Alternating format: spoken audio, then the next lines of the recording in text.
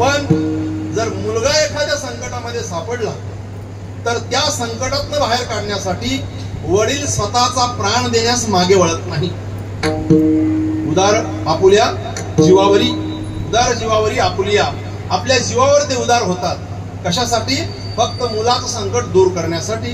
असा सरळ सरळ अभंगाचा अर्थ विठ्ठला.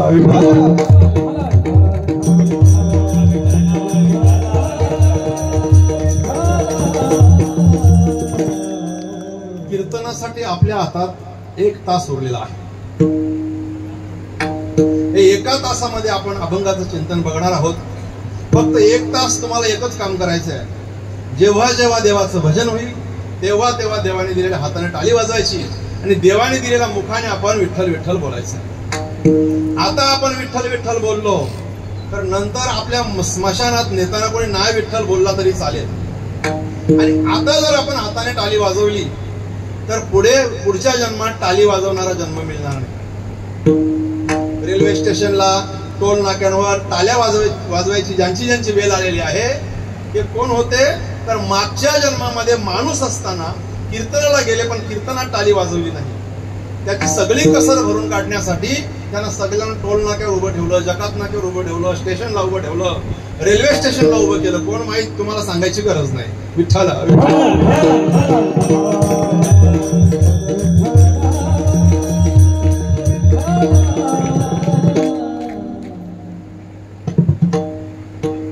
कारण कीर्तनामध्ये सगुण चरित्र, परम पवित्र सादर वर्णावी.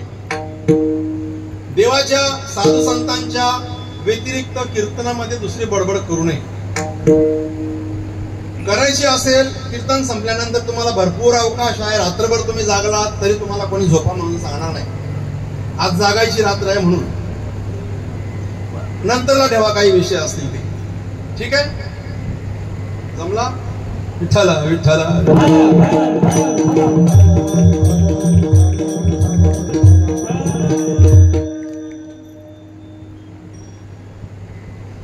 बाबांचा स्वभाव अतिशय शांत होता, सरळ स्वभावाचे होते.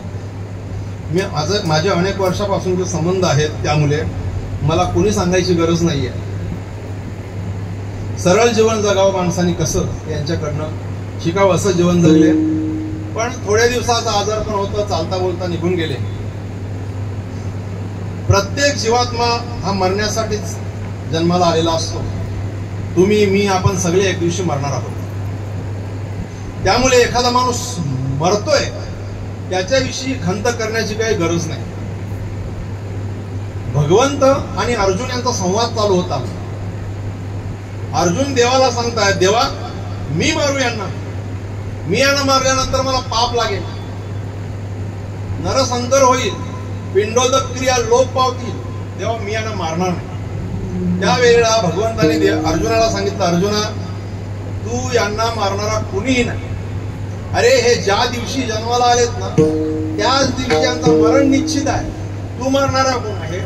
तर भगवंत फक्त मृत्यूला काहीतरी निमित्त ठेवतात. यामुळे माणूस गेला म्हणून. निमित्ताचा धनी केला असे प्राणी, माझे माझे म्हणून. भगवंताची लीला अशी आहे, एखाद्या झाडाचं पान जर पिकलेलं पान एकाएकी तुटत नाही. भगवंत पहिले हवेला बोलवते आणि हवा ती पिकलेलं पानं पाडते. त्यावेळेला आपण बोलतो हवा आली आणि सगळी पानं पडली. पानं पिकलेली होती, पानांना पडणे होतं, गरजेचं होतं. ते पानं पाडायची होती, हवेला बोलवते. आणि हवेच्या मुळे म्हणजे निमित्त फक्त कोणाला तरी भगवंत ठेवत असतात, कुठल्या तरी कार्याला ठेवत असतात. एखादी फांदी जर झाडावर वाढली तर सहजा तुटत नाही ती, तर तिला सुद्धा कावला बसावा लागतो. आता कावल्याला किती वजन असते होती, पण एखाद्या झाडाची फांदी कावल्यामुळे तुटते. आम्ही सांगतो काय कावला बघा, झाडावर बसला आणि फांदी तुटली नाही, तो फक्त निमित्ताला बसवलेला होता. तसं तुमचं आमचं आयुष्य, तुमचं आमचं जीवन जगत असताना ज्या वेळेला आयुष्याची मर्यादा तुमच्या माझ्या संपते त्यावेळेला भगवंत काही ना काही एखादा निमित्त काढतात. आणि त्या निमित्तामुळे आपण सांगतो असं नसतं झालं तर ते गेलेच नसते, राहिले असते. तसं नाही. प्रत्येकाला मरण आहे आणि मरण्यासाठी निमित्त आहे. एकाएकी कोणीही मरण. आता एक सोपा नियम भगवंताने निमित्त दिलेला आहे. सोपा, त्या निमित्ताचं नाव आहे अटॅक. काहीच नाही झाला तरी अटॅक येऊन मेला तरी सांगायला एक निमित्त ठेवलेला आहे. पण निमित्त पाहिजे. आणि सांगू का, या कलियुगामध्ये तुम्ही आम्ही अल्प आयुष्य आहोत, अतिशय कमी आयुष्य आपल्याला. जर कृतत्रेता द्वापार युगाच्या तुलनेने आपण जर सरासरी बांधली तर कृतादी युगामध्ये 1,00,000 वर्ष माणूस जगायचा, त्रेतायुगामध्ये 10,000 वर्ष माणूस जगायचा, आणि कृतायुगामध्ये द्वापार युगामध्ये 1,000 वर्ष माणूस जगायचा. परंतु कलियुगामध्ये या माणसाचं आयुष्य फक्त 100 वर्ष ठेवलं. अल्पायुष्य मानव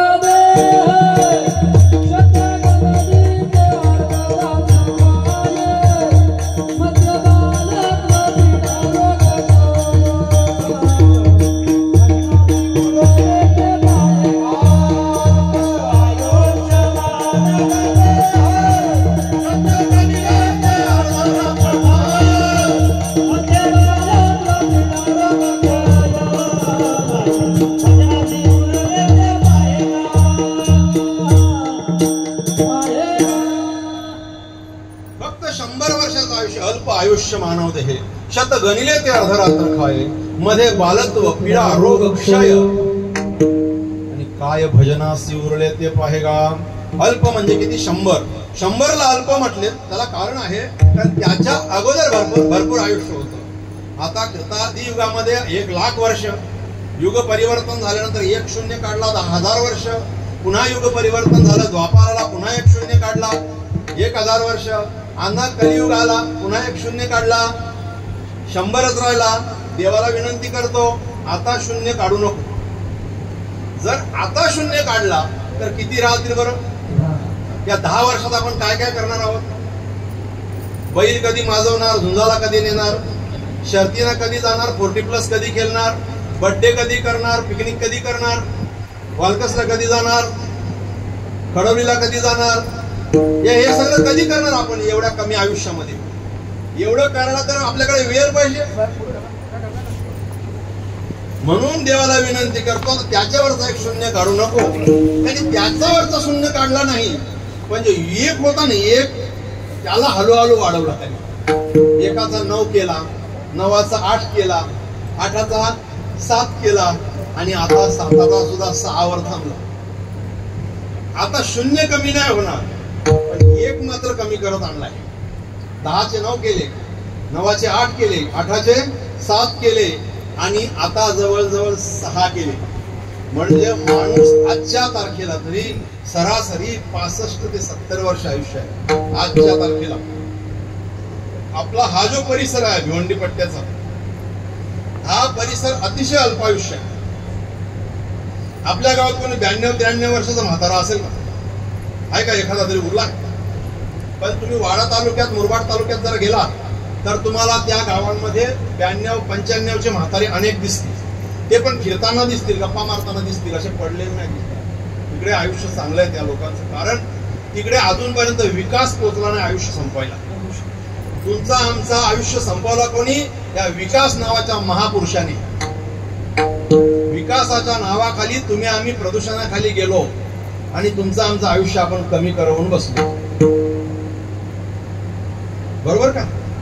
आपल्याला वाटतं गाड्या घोड्या आपल्याकडे आहेत, बंगल्यांमध्ये राहतो, पण त्या बंगल्यांमध्ये राहण्यासाठी आपल्याला आयुष्य मात्र कमी करावं लागलं. प्रत्येकाचं आयुष्य कमी झालं. त्यातल्या त्यात सगळ्या गावांच्या भोवती रेडीमिक्स सारखे प्लांट आले, डाईंग्स आल्या, आणि याच्यातनं भरपूर प्रदूषण गावाच्या बाहेर निघतो. आणि तो सगळा जो जळालेला त्यांचा केमिकल असतो, त्याचा धूर असतो, तुमच्या माझ्या प्रत्येकाच्या पोटामध्ये श्वासोश्वासाद्वारे जातो आणि आपले लंग्स जाम होतात, आणि आपल्याला श्वासोश्वासाला ताकद लावून श्वास घ्यावा लागतो. त्याच्यामुळे आपली ताकद अर्धी कमी झाली आणि आपण अल्पायुष्य. आपल्याकडे जेवढे कॅन्सरचे पेशंट दिसतील, जेवढे किडनी खराब झालेले पेशंट दिसतील, जेवढे ते प्लेट्स कमी झालेले पेशंट दिसतील, हे तुम्हाला इतर तालुक्यांमध्ये दिसणार नाहीत. परंतु विकास नावाचा महापुरुष आपल्याला पाहिजे, आणि त्या महापुरुषाने आपलं आयुष्य कमी केलं आहे. हे मात्र अजूनपर्यंत कोणाच्या लक्षात येत नाही. विठाला विठाला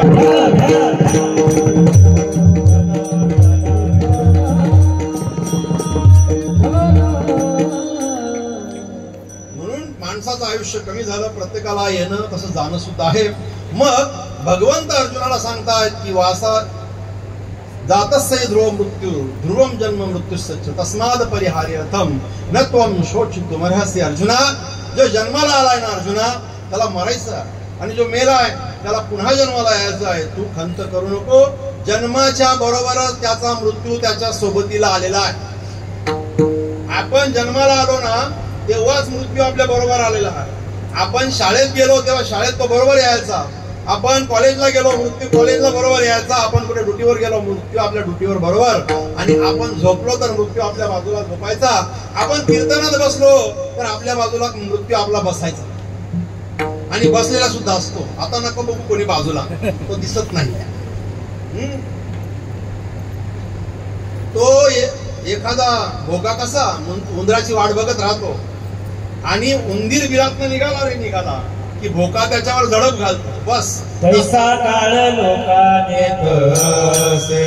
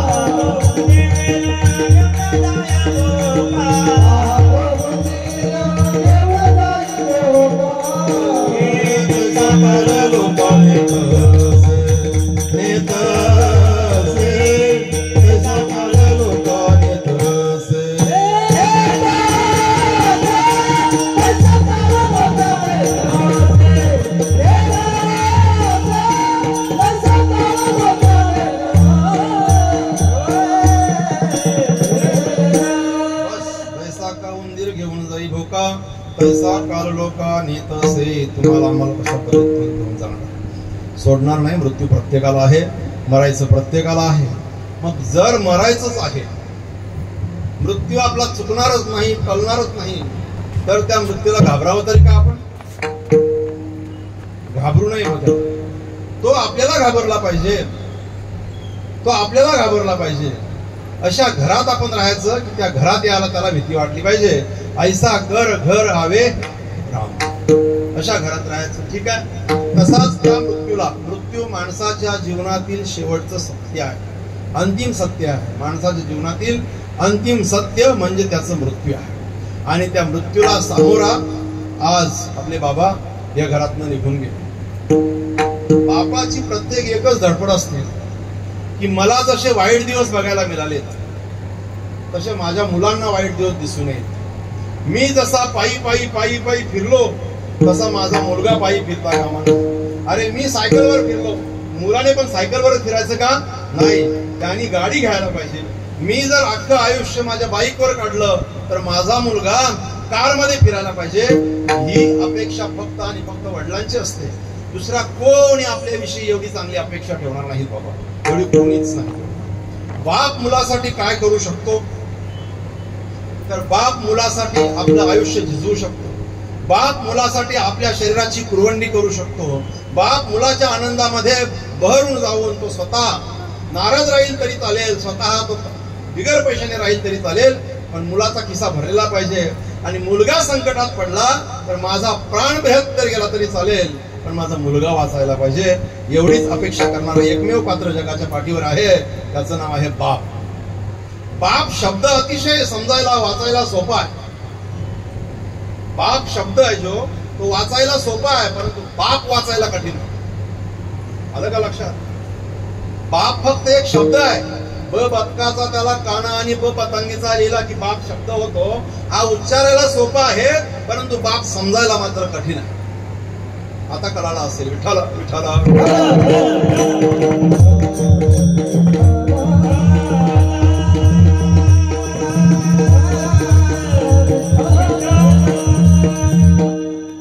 जर बाप वाचायचा असेल ना, बाप वाचायचा, तर बापाची वाळत टाकलेली बनियन बघायची. बाप जर वाचायचा असेल तर बापाच्या अंडरवेअर मुलाने बघायच्या कधीतरी, तेव्हा बाप वाचायला भेटतो. बाप वाचायचा असेल ना तर आपले शूज बघायचे आणि वडिलांचे शूज बघायचे, तेव्हा खरा बाप वाचायला भेटतो. दादा, बाप डोळ्यासमोर आहे, खुर्चीत बसले, हा बाप वाचू नका. बाप रात्री झोपल्यानंतर आकाशाकडे बघून काय बोट मोजतोय ना, तो बाप वाचायचा आहे. आपल्याला वाटते बाप आपले झोपायला गेले, बाप झोपले असतील. नाही नाही, सगळी घरातली माणसं झोपतील ना तोपर्यंत तो बोट मोजत असतो. उद्याचं नियोजन काय, माझ्या मुलांचं नियोजन काय, मला आज सुद्धा काबाड कष्ट करण्याची तयारी आहे. पण जर उद्याचं मुलांचं भवितव्य जर चांगलं होत असेल तर बाप रात्रपाली सुद्धा करतो आणि दिवसपाली सुद्धा करतो, घरी राहत नाही. अनेक बाप मी बघितले की दिवसभर नोकरी करतात, रात्री रिक्षा चालवतात 12 वाजेपर्यंत, पुन्हा सकाळी 7 वाजता ड्युटीवर हजर असतात. असे बाप बघितले. कशासाठी हो? फक्त आपल्या मुलाच्या हितासाठी. आपण आज जे वाईट दिवस बघतोय ते आपल्या मुलाने बघू नये एवढ्याच आणि एवढ्याच अपेक्षेसाठी बाप काबाड कष्ट करत असतो. बाप आपल्या मुलासाठी काय करू शकतो तुम्हाला एक दृष्टांत सांगतो म्हणजे कळेल.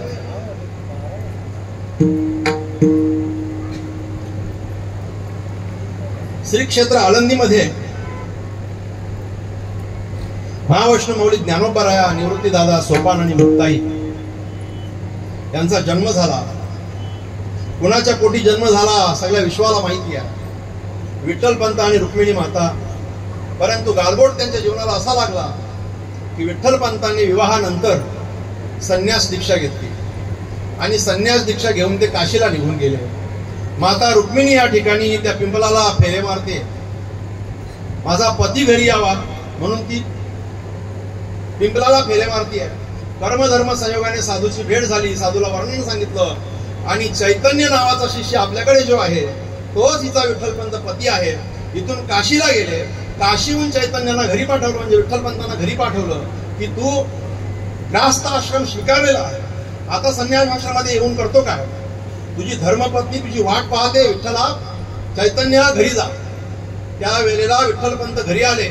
विठ्ठलपंत घरी आल्यानंतर पुन्हा सुखाचा संसार चालू झाला आणि त्या संसार रूपी वृक्षाला निवृत्ती दादा नावाचं एक फूल आलं. 2 वर्षानंतर त्याला ज्ञानेश्वर माऊली नावाचं दुसरं फुल आलं.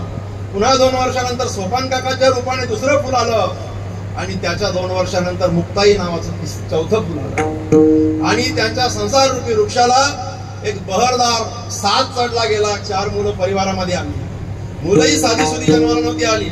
ब्रह्मा सोपान तो झाला, महाविष्णूचा अवतार, सखा माझा ज्ञानेश्वर, सदाशिवाचा अवतार स्वामी निवृत्ती दातार आणि आदिशक्ती मुक्ताबाई दासीजनी लागेबाई. सगळ्या तिन्ही देवतांनी त्या ठिकाणी आणि आदिशक्तींनी या विठ्ठलपंतांच्या रुक्मिणी मातेच्या पोटी अवतार धारण केलेला होता. ही मुलं लहानाची मोठी होत चाललेली आहेत. लोक त्यांचा तिरस्कार करतायत, संन्यासाची मुलं म्हणून त्यांची अवहेलना करतायत. आजच समाज कुणाची थट्टा करतो असं नाही, आजच कुणाची उपेक्षा करतो असं नाही. त्या वेळेला आपल्यापेक्षा ऍडव्हान्स लोक होती. त्यांना इंद्रायणीमध्ये उतरून देत नव्हते, त्यांना भिक्षा मागून देत नव्हते.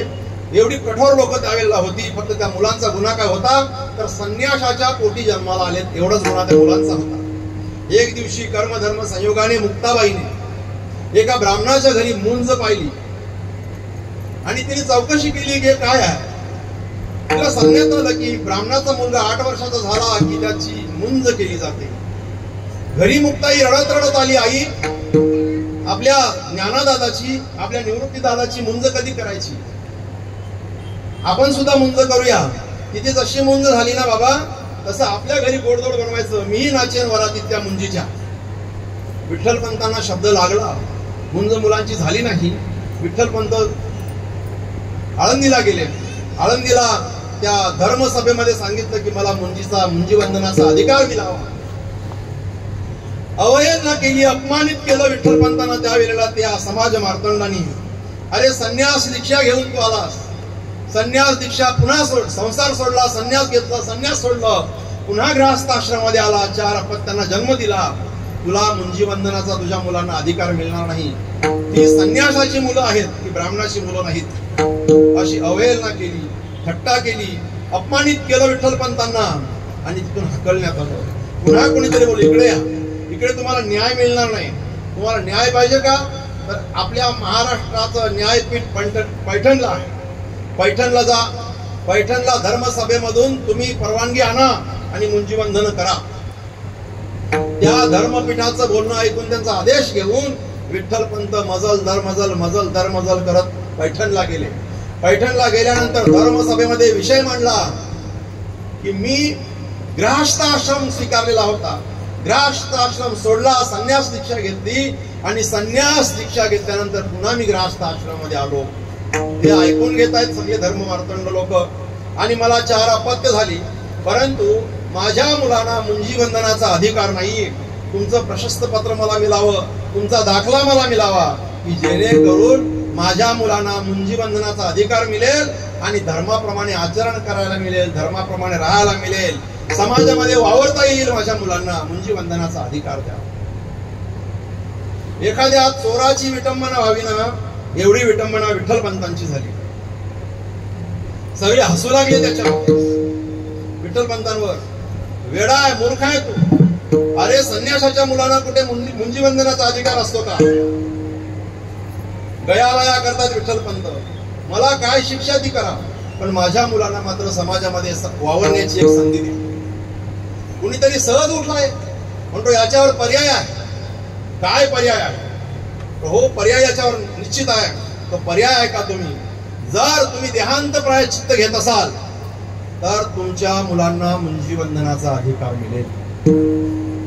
कानामध्ये शिसा वितळवून टाकावा ना आणि त्याचे चटके लागावे, एवढे चटके माझ्या विठ्ठलपंतांना लागले त्या ठिकाणी. परंतु मुलं जर मुंजीबंधनाचा अधिकार प्राप्त करून समाजामध्ये वावरण्याची मुलांना संधी मिळत असेल तर देहांत प्रायश्चित्त घ्यायला मी तयार आहे. त्यांनी सांगितलं तयार आहे मी, मला द्या तुमचं प्रशस्त पत्र द्या, मी जातो.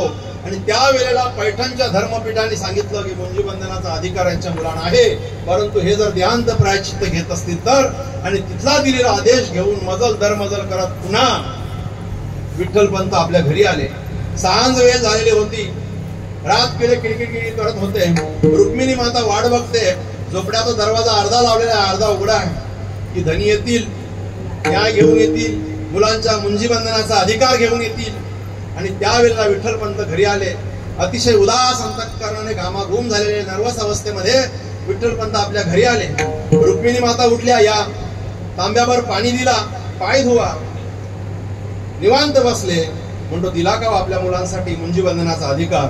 विठ्ठलपंत सांगतात दिला. आणि आपल्या मुलांच्या मुंजीबंधन होतील, आपली मुलं समाजामध्ये ब्राह्मण म्हणून वावरतील, काही काळजी करू नका.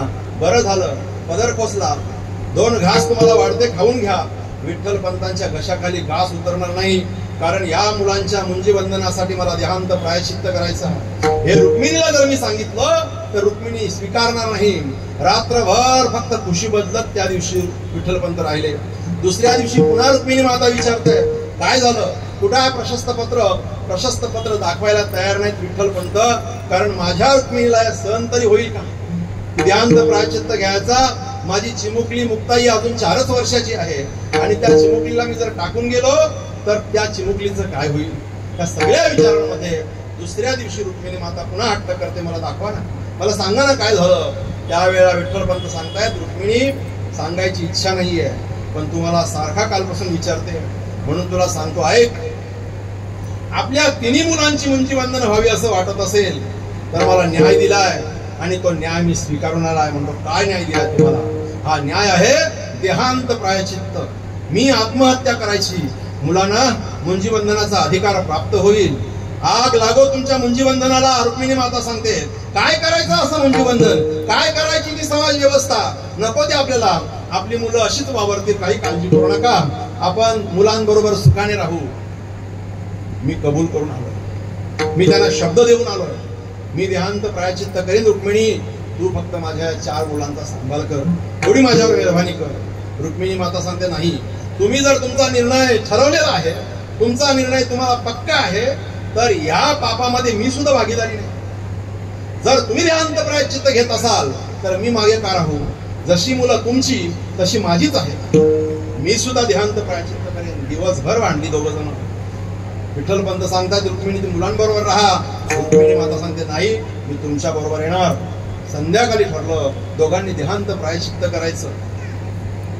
संध्याकाळी गोडधोड जेवण बनवलं, पुरणाच्या पोलीचा बेद बनवला. आपल्या मुलांना स्वस्ताने भरवतात दोघं सुद्धा. मुलांनो, आज पोटभर खा, पोटभर खा मुलांनो, उद्या आम्ही तुम्हाला भरवायला आहोत नाही आहोत सांगता येत नाही. मुलं विचारतायत, बाबा तुम्ही आज असे का बोलता, काय झालं तुम्हाला, उद्या का नसणार तुम्ही. विठ्ठल पण बाळा असंच सांगतो रे, जेवून घ्या. भरवलं चारही मुलांना, चारही मुलांना थोपटवून झोपवलं. आणि रुक्मिणी मातेचं मात्र त्या ठिकाणी शरीर जड झालं.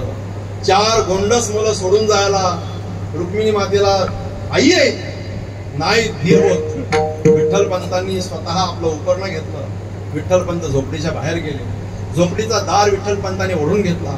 बस रुक्मिणी माता लगेच ताडकान उठल्या आणि विठ्ठल पंत पुढे चालतायत, रुक्मिणी माता मागे चालते. मजल दर मजल इंद्रायणी गाठली. आपल्या फक्त मुलांना मुंजी बंधनाचा अधिकार प्राप्त व्हावा याच्यासाठी देहांत प्रायचित्त करणारा बाप होता. म्हणून तुकोबाराय सांगतात, असे बाप या विश्वावर होऊन गेले. अभंगाचं पहिलं चरण. हे बाप करी जोडीले कराची वारी.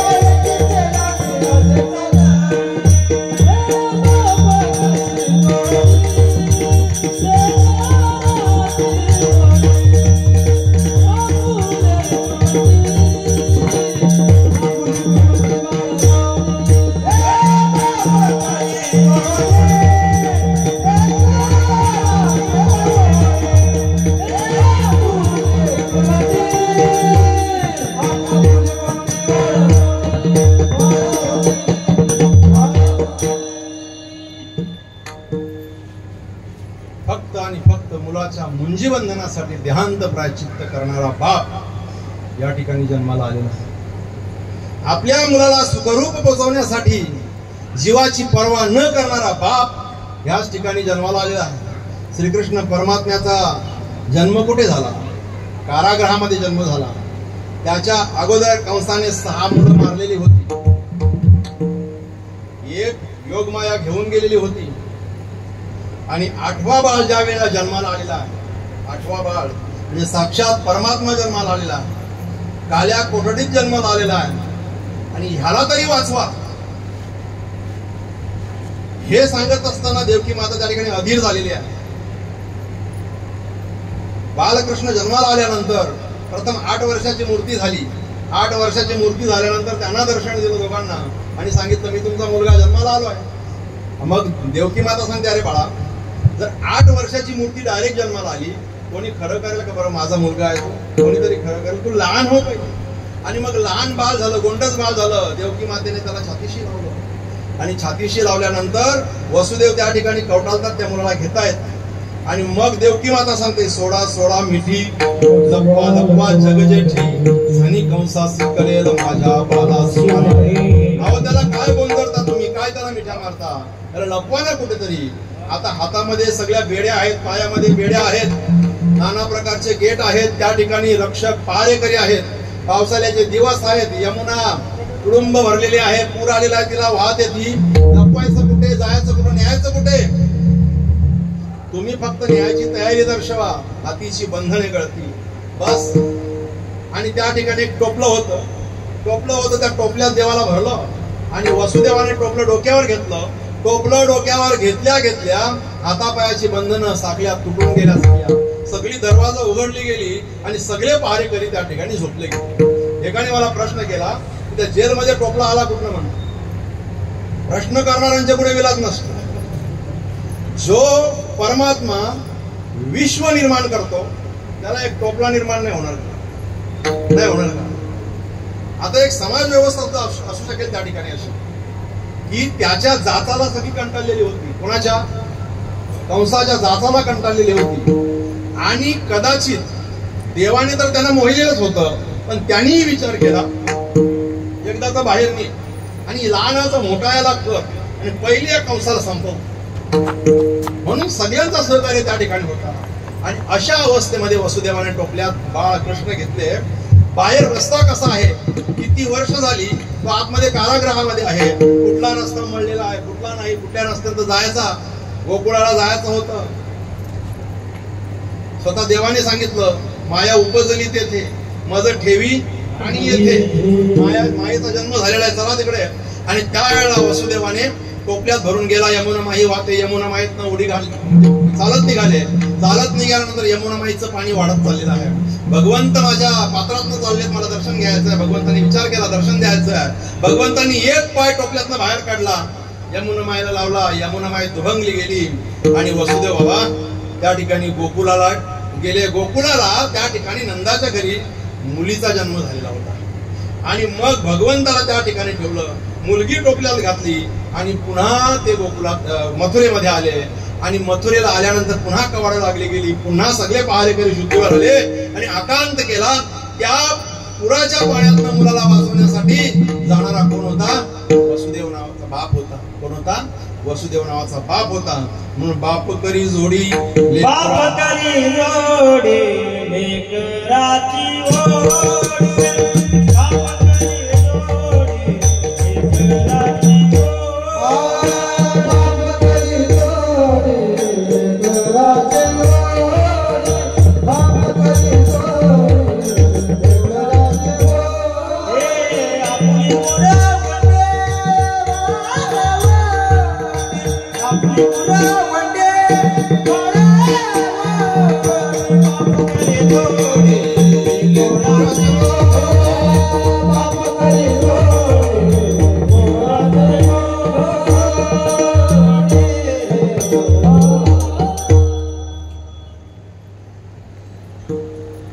जोडी काबाड जोडणं, जमवणं.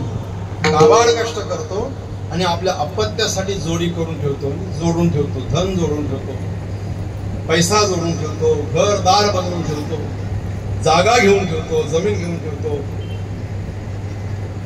त्या बापाच्या अंतःकरणामध्ये एवढीच भावना असते, हे कष्ट मुलाच्या वाट्याला नकोत. पण त्या कष्टाची किंमत मात्र मुलगा विसरतो. प्रत्येक मुलगा बापाला प्रश्न करतो, तू काय केलं? हा प्रत्येक मुलाचा प्रश्न आहे बापाला. पण बाप जे काही करतो ना ते मुलांना कधी सांगत नाही की मी आज किती काबाड कष्ट केले. एकदा काय झालं, एक मुलगा बापाला नेहमी सांगायचा, तू एवढं काय केलेलं आहे? बघा माझे मित्र बघा, चला बंगल्यामध्ये राहतात, 4 BHK मध्ये राहतात, तुम्ही एवढ्याशा रूम मध्ये आमचा संसार थांबला. मुलगा चांगला सुशिक्षित होता, मुलगा IT क्षेत्रामधला होता, लाखभर रुपये पगार घेणारा होता. म्हणून तो बापाला सारखा हिनवायचा की तू काय केलं, तू काय केलं. बाप सांगतो, बाळा तू आज लाखभर जो पगार घेतो ना, त्या लाखभर पगाराच्या योग्यतेचा बनवण्यासाठी मी माझं आयुष्य झिजवले. तू आज एक लाखभर पगार घेतो ना, त्या लाखभर पगार घेण्याच्या योग्यतेचा तुला बनवता बनवता बनवता हे माझं अख्खं शरीर मी झिजवलं आहे. म्हणतो एवढं काय झिजवलंय तुम्ही? म्हणतो सांगेन तुला वेळ आल्यानंतर. एकदा मुलगा चांगल्या मूडमध्ये होता आणि बापाने मुलाला प्रश्न केला, बाळा कामावरनं सुटतो किती वाजता?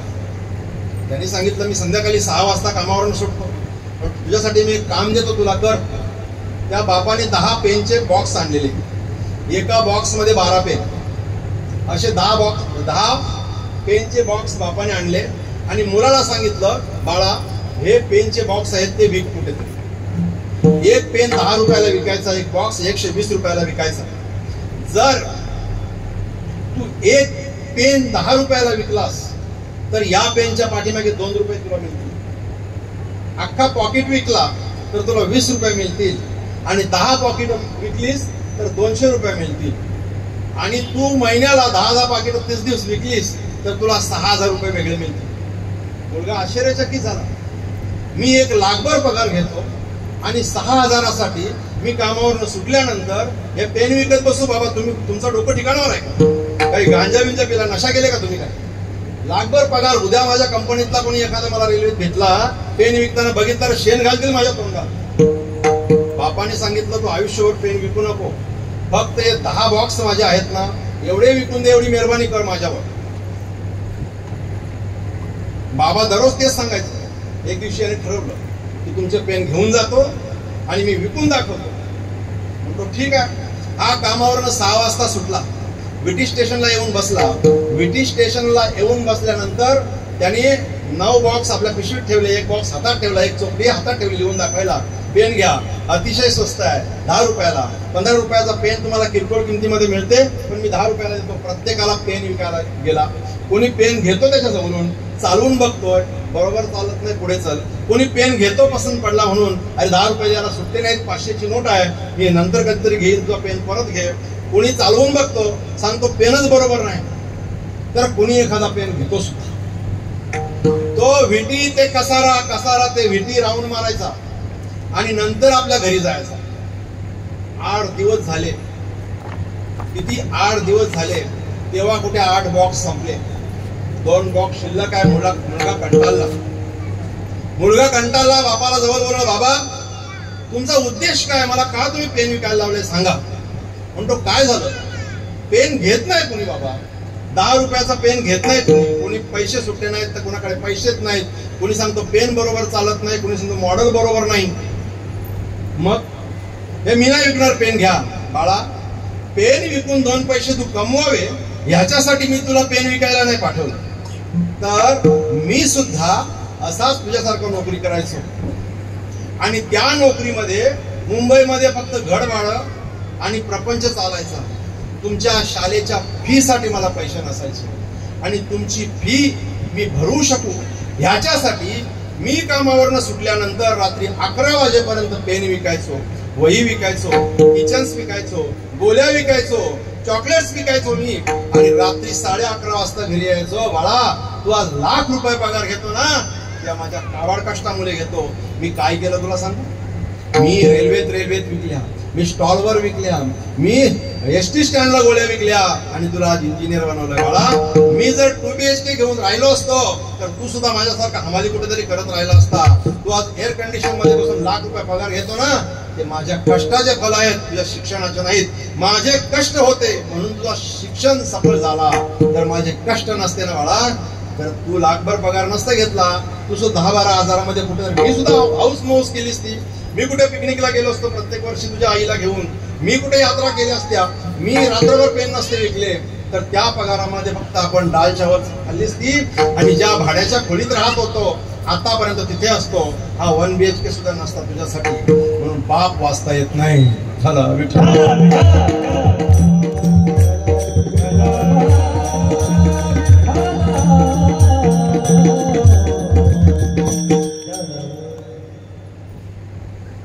मुलाच्या काय आवडी आहेत हा बाप ओळखतो, पण बापाला काय पाहिजे याचा अभ्यास मुलाला कधीच नसतो.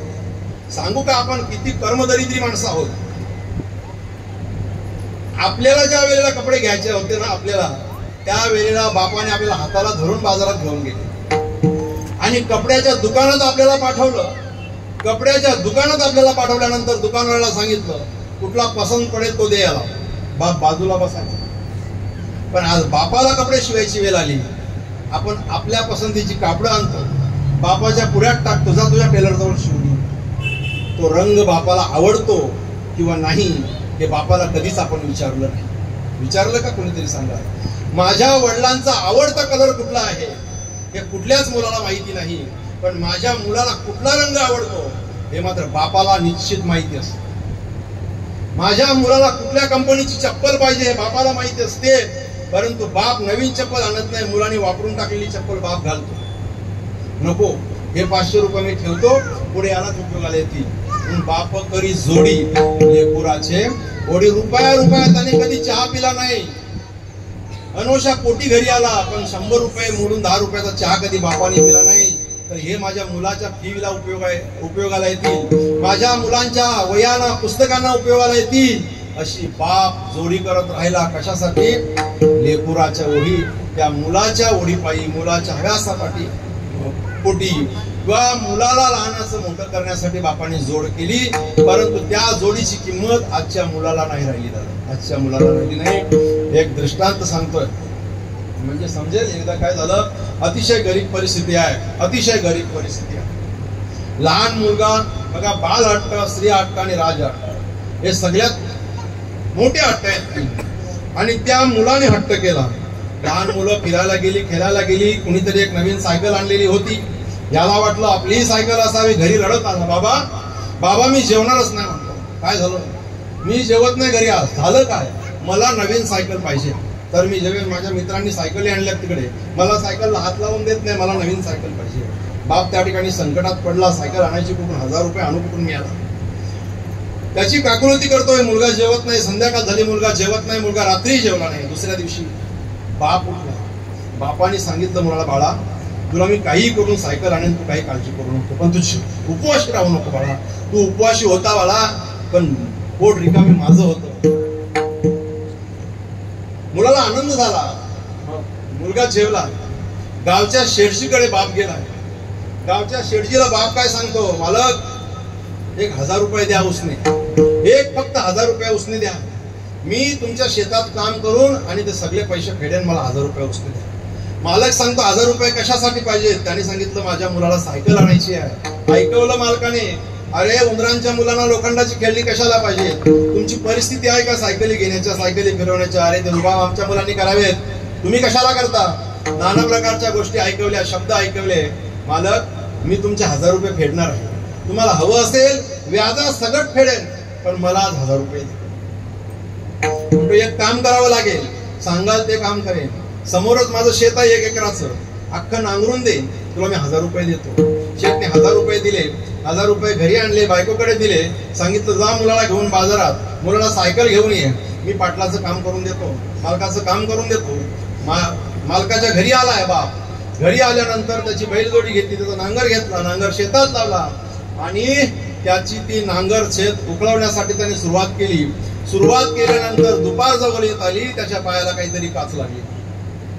काच लागली, रक्त वाहते. जर मी शेतातनं बाहेर निघालो तर शेत नांगरून होणार नाही, आणि राहिलो तर रक्तप्रवाह चाललाय. बाप दुर्लक्ष करतोय.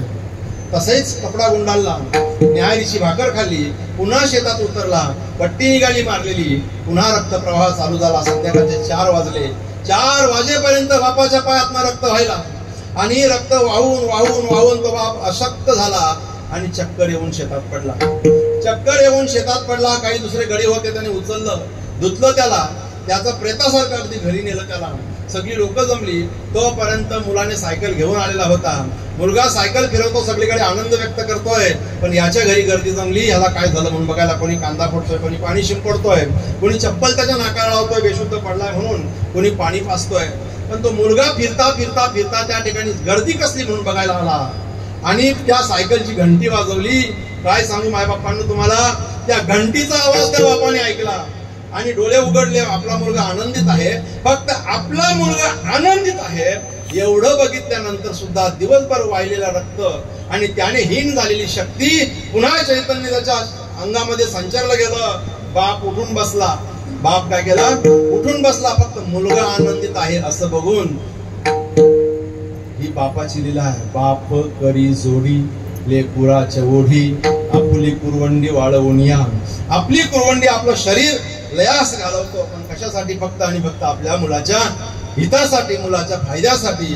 असे बाप जन्माला येत असतात, असे बाप मुलांना पोसत असतात. आणि अशा बापांनी, आता प्रत्येक बाप सक्सेस होत नाही पैसा कमवायला. कोणी कोणी कोणी आयुष्यभर काबाड कष्ट करतो, परंतु तो पैशाच्या बाबतीत सक्सेस होत नाही.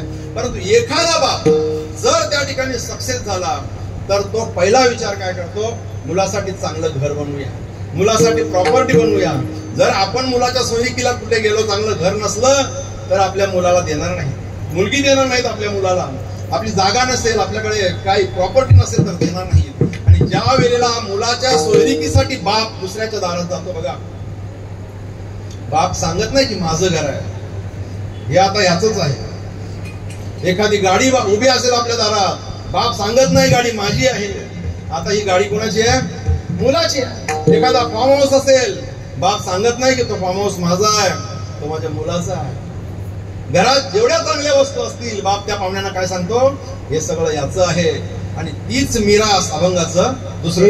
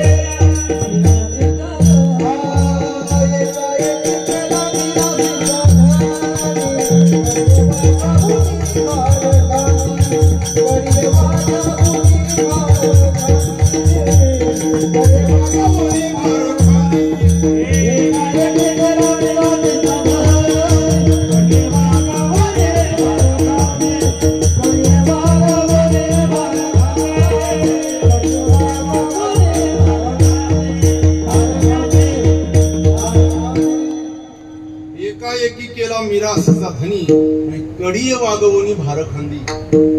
या मिराशीचा म्हणजे बापानी आयुष्यभर जमवलेल्या प्रॉपर्टीचा मालक बनवतो, मिराशीचा धनी करतो आणि कडी वागवूनी भारखंदी. मुलाला कडीवर घेतो, मुलाला खांद्यावर घेतो, त्याचा भार वाहतो. हा भार नाही नुसता, जशी लेकराला जन्म घालण्यासाठी आई लेकराचा भार 9 महिने 9 दिवस उदरामध्ये वागवते आणि वागवल्यानंतर मूल जन्माला घातल्यानंतर तेव्हापासून त्या भारातनं ती मुक्त होते. फक्त 9 महिने आणि 9 दिवस भार वागवल्यानंतर ती मुक्त होते आणि तेव्हापासून त्या लेकराचा भार बाप सहन करतो.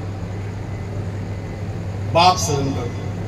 त्या मुलाच्या लहानपणापासूनच्या शिक्षणापासून तो नोकरीला लागेपर्यंत त्याला जेवढं काही लागेल तेवढं पुरं पडण्याचं काम करत ते भार आयुष्यभराचं बाप आपल्या खांद्यावर घेतो. बघा तुम्ही, आई कधी पण मुलाला कडेवर घेते, पण बाप मुलाला खांद्यावर घेतो. आई कडेवर का घेते माहित आहे का? आईचं एक मानस असतं, आईचं एक धोरण आहे की मी जे पाहू शकते ना ते माझ्या मुलांनी पाहायला पाहिजे, म्हणून आई मुलाला कडेवर घेऊन फिरते. परंतु बाप कधी पण मुलाला खांद्यावर का घेतो माहित आहे का? जे मी पाहू शकलो नाही ना ते माझ्या मुलांनी पाहायला पाहिजे, म्हणून मुलाची उंची वाढवतो आणि बाप खांद्यावर घेतो. बाप खांद्यावर घेतो. कडी वागवणी भार खांदी. जर त्याला बिझनेस साठी पैसे लागले, बाप स्वतःच्या नावावर लोन करतो. स्वतःच्या नावावर लोन करून त्या लोनचा भार बाप घेतो. मुलाला सांगतो हा व्यवसाय कर, धंदा कर. जर मुलाला नोकरी लावायची असेल, कुणाचे हातपाय पडायचे असतील तर त्या ठिकाणी मुलाला पाठवत नाही, बाप जातो. बाप दुसऱ्याचे उंबरटे झिजवणारा बाप असतो मुलाच्या नोकरीसाठी. दुसऱ्याच्या पायाला स्पर्श करणारा बाप असतो मुलासाठी फक्त. आणि कळीय वागवणी भार खांदी. खरा भार बाप मुलासाठी वाहत असतो, परंतु तो बाप मात्र कुणाला दिसत नाही. फक्त बाप घरात मध्ये ओरडणारा बाप सगळ्यांना दिसतो का नाही? फक्त ओरडणारा बाप दिसतो, पण ओरडण्याच्या पाठीमागे बापाचा हेतू मात्र कोणाला दिसत नाही. कुठल्याच बापाला वाटतं का आपला मुलगा दारू पिऊन घरी यावा? वाटते? आपला मुलगा रात्री 12 वाजता घरी यावा कुठला बापाला वाटतो? पण मुलगा मोठा झाल्यानंतर बापाचा नाविलाज करतो, ओरडतो. ओरडल्यानंतर माझा बाप खडूस आहे म्हणून लोकांना सांगायचं. तुम्हाला एक दृष्टांत सांगतो, मी नेहमी देत असतो माझ्या कीर्तनातला. आपल्या घरावर पत्रे असतात बघा, पत्रे. आपल्या घरावर पत्रे असतात. कधी ऊन पडला तर पत्रा काही सांगत नाही की मी आज तापलोय. कधी माती येऊन पडली तर पत्रा सांगत नाही की माझ्या अंगावर माती पडली. कधी झाडाची पानं पडली तर सांगत नाही मी झाडाची पानं माझ्यावर पडले जरा बाजूला करा. कधी थंडी पडली तर सांगत नाही, कधी दव पडला तर कधी सांगत नाही पत्रा की माझ्या अंगावर सगळा भार वाहतोय, घाण झाली जरा साफ करा. पण यदा कदाचित जोराचा पाऊस आला आणि त्या पत्र्याचा टप टप टप टप आवाज आला तर खालची माणसं काय सांगतात माहितीये का? आज पत्रा जास्त वाजतोय, पत्र्याचा आवाज येतोय. पण पत्रा 12 महिने ऊन वारा पाऊस घेतो, ते कुणालाच दिसत नाही. पत्र्याचा आवाज दिसतो. घरातल्या बापाची तीच अवस्था आहे. ते काम करत असताना किती थकला, कोणाची बोलणी खाल्ली, कोणाचा धक्का खाला, कोणाचा मार खाला, कोणाचा अपशब्द ऐकला, ते बापाचं कधीच कोणी समजावून घेत नाही. परंतु बाप जर घरात कधी कोणावर ओरडला तर घरातली दुसरी माणसं सांगतात आज पिसारून आले कुठून तरी, त्याच्या नादाला लागू नका सांगतात ना.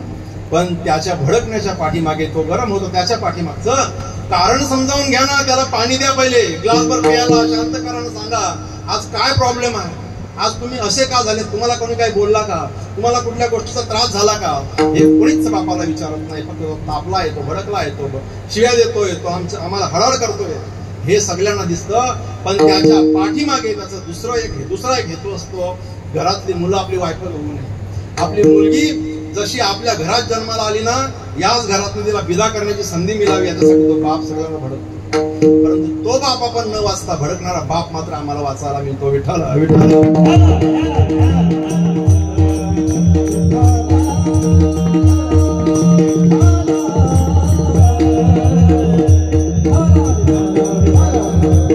वेगळी पदरमोड जर करून बापाने 2 पैसे जमवलेच, वेगळी पदरमोड करून जर बापाने 2 पैसे जमवलेच, आणि एखादा दागिना जर बापाने केला ना, जरी तो बापासाठी करत असेल तरी तो पहिले मुलाच्या गळ्यामध्ये घालतो. आणि मुलाच्या गळ्यामध्ये जर दागिना बापाने घातला की आनंद जो बापाला होतो स्वतःच्या गळ्यातल्या दागिन्यापेक्षा जास्त आनंद मुलाच्या गळ्यातल्या आनंदाचा होतो. अभंगाचं 3रं चरण. घालवणी पाये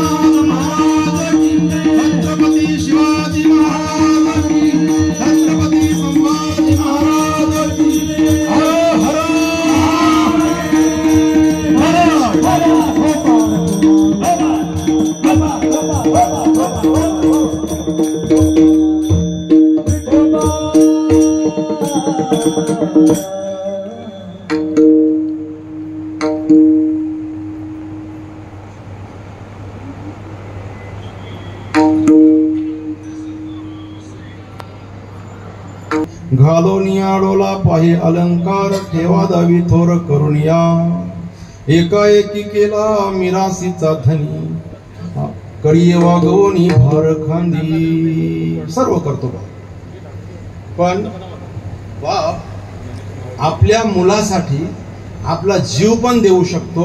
अभंगाचं शेवटचं चरण सांगतात. तुका म्हणणे गाजवाने काचे तुका म्हणणे गाजवाने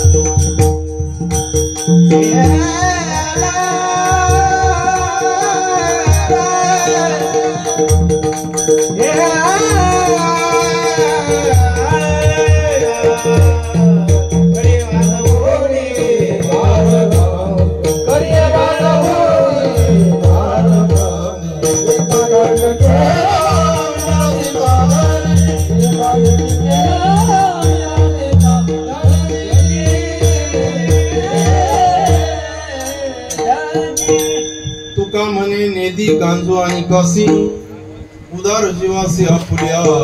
आपल्या मुलाला कोणी छेडलं, आपल्या मुलाने काही केलं तर बाप मारायला तयार होतो.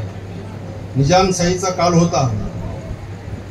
शहाजी राजे निजामशाहीची चाकरी करत होते आणि त्या कालखंडामध्ये छत्रपती शिवाजी महाराजांनी बंड केला.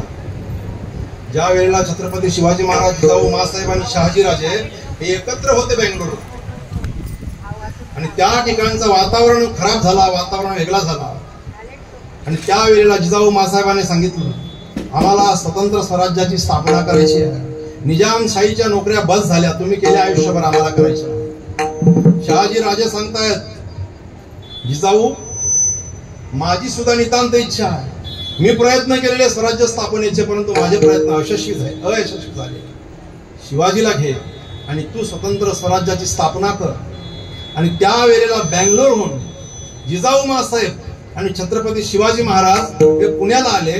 परंतु त्या वेळेला 5 लाख होऊन शहाजी राजांनी दिलेले होते.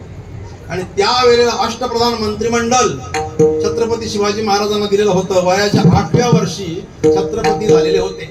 राज्याभिषेकाची गरज नव्हती, कारण मंत्रिमंडळ त्यांच्यासाठी होतं. हे कुणी केलेलं होतं तर शहाजी राजाने केलेलं होतं. बरं, मी ज्याच्याकडे नोकरीला आहे त्याच्याच विरुद्ध बंड करायचं आहे. बंड करणारा आपला मुलगा आहे आणि मी त्याच्या चाकरीत आहे, मला तो जिवंत ठेवणार का? शहाजी राजांना कैद झालेली होती. शहाजी राजे त्यावेळेला, शहाजी राजांचा वध झाला असता, परंतु स्वराज्याची स्थापना माझ्या मुलाने करावी आणि स्वतंत्र स्वराज्य माझ्या मराठी माणसाला द्यावं, याच्यासाठी शहाजी राजाने आपला मरण पत्करायला तयार होते.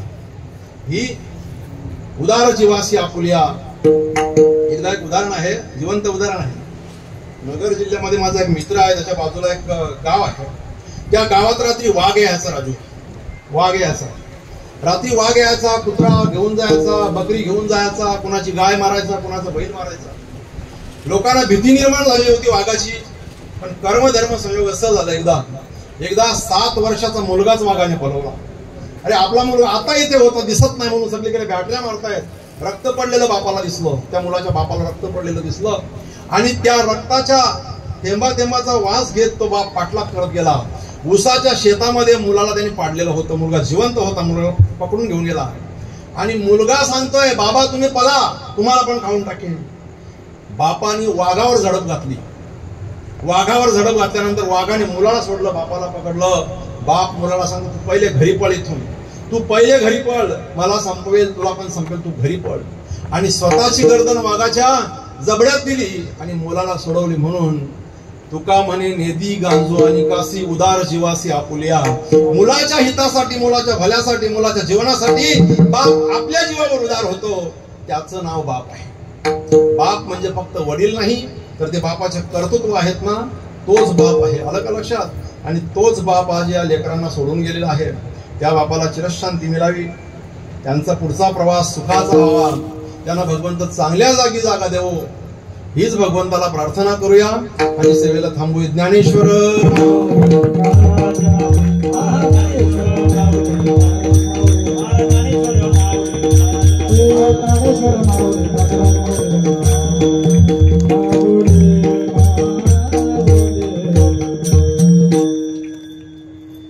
या कीर्तनरूपी सेवेसाठी आमचे परममित्र लक्ष्मण महाराज असतील, विलास महाराज असतील, महादेव महाराज असतील, आमचे जैन बाबा असतील, आमचा रोहन असेल, यांनी सुंदर साथ केली. तुम्ही सर्वांनी सुंदर शांत चित्ताने कीर्तन ऐकलं, सगळ्यांना धन्यवाद देतो. या कीर्तनासाठी माझे साडू असणारे विजय पाटील उपस्थित आहेत, माझे मित्र आहेत, दीपक पाटील आहेत, राजू पाटील आहेत, सगळी मित्रमंडळी नातेवाईक या ठिकाणी उपस्थित आहेत. आमचे युट्यूबचा चॅनल चालवणारे आमचे महाराज या ठिकाणी उपस्थित आहेत. हा कीर्तन युट्यूबवर सुद्धा बघायला मिळेल सगळ्यांना. महाराज नाव काय आपल्या युट्यूबचं? जानकोई वारकरी. जानकोई ना? जानकोई वारकरी. हा, जानकोई वारकरी. त्याच्यावरती कीर्तन ऐकायला मिळतात. तुम्ही येड्याचं सर्वांनी शांत चित्ताने ऐकलं. सगळ्यांना धन्यवाद देतो आणि सेवेला पूर्णविराम देतो. या घरातनं बाबा निघून गेले. जोपर्यंत 13 दिवस आपण घरी असतो तोपर्यंत जाण्याचं दुःख वाटत नाही. 13 दिवस आपल्याकडे माणसं येत असतात, आपलं सांत्वन करत असतात, आपल्याशी बोलत असतात. आपण जेवायला बसलो, आपल्याकडे जेवायला बसतात, वस्तीला राहतात पाहुणी. दुःख आठवून देत नाही. परंतु एकदा 13 दिवस झाले ना, सगळी पाहुणी निघून गेली ना, की मग बापाची रिकामी झालेली खाट दिसते, बापाची रिकामी झालेली खुर्ची आपल्याला दिसते. बापाचं फिरणं शांत झालेलं असतं. समोर सहज भास होतो की बाबा आता इथे फिरते असते, बाबा नाही. त्या सगळ्या आठवणी त्यावेळेला येतात ना, त्यावेळेला खरं दुःख चालू होतं. आणि आज आपल्याला काही वाटत नाही, पण 13 दिवसानंतर मात्र बापाची झळ या परिवाराला लागणार आहे. ते दुःख झेलण्याची ताकद भगवंत देवो आणि या बाबांना चांगली योग्य जागा मिळो अशी प्रार्थना करू आणि सेवेला पूर्णविराम देऊ. जय विठ्ठल, जय जय विठ्ठल.